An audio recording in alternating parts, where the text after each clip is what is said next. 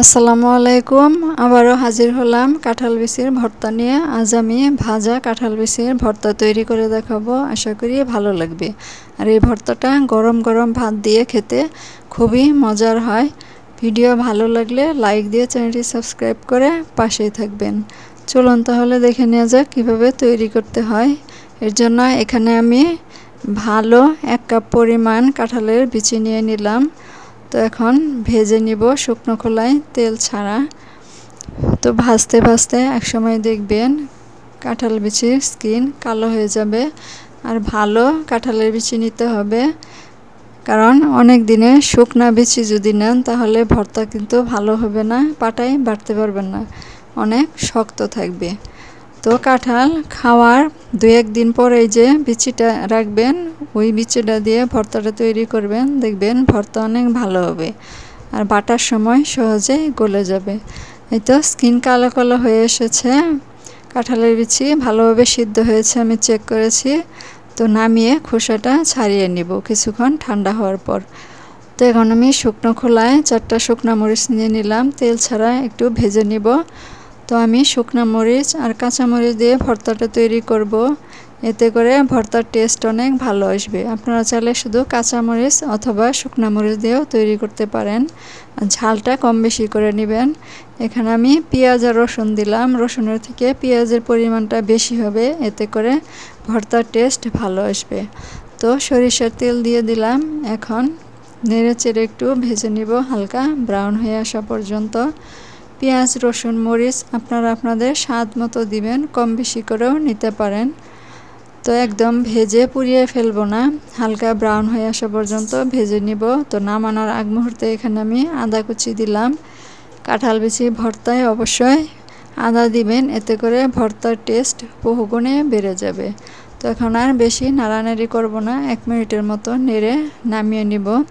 তো দেখতে পাচ্ছেন সবগুলো কাঁঠালের বিচি আমি খোসা ছাড়িয়ে নিয়েছি। তো এখন পাটায় নিয়ে নিচ্ছি। তো পাটায় নিয়ে এখন আমি শিল দিয়ে বেটে নিব। দেখতে পাচ্ছেন সহজেই কিন্তু গলা যাচ্ছে। আর যদি কয়েকদিনের বেশি পুরনো কাঁঠালের বিচি নেন তাহলে কিন্তু গলবে না, একদম শক্ত হয়ে যাবে।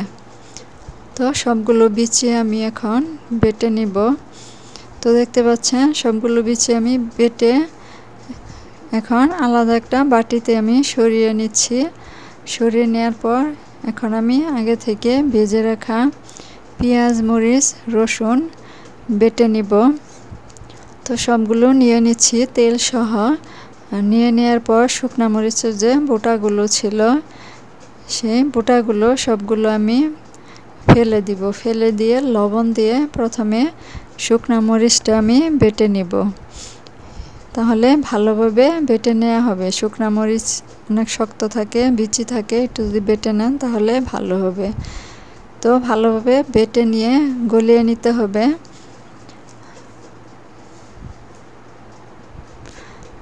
তো এখন আমি স্বাদ মতো লবণ নিয়ে নিলাম। প্রথমে শুকনা মরিচ ভালো করে বেটে নিব।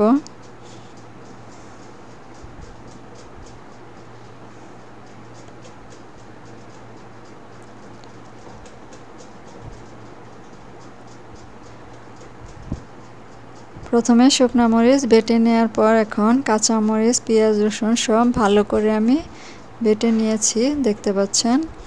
এখন আগে থেকে কাঁঠাল বিচি বেটে রাখা একটু একটু করে দিব, আর এভাবে পেঁয়াজ মরিচ রসুনের সাথে বেটে বেটে মিশিয়ে নিব। তো এইভাবে অল্প অল্প করে দিব আর পেঁয়াজ মরিচের সাথে ভালো করে মিশিয়ে নিব।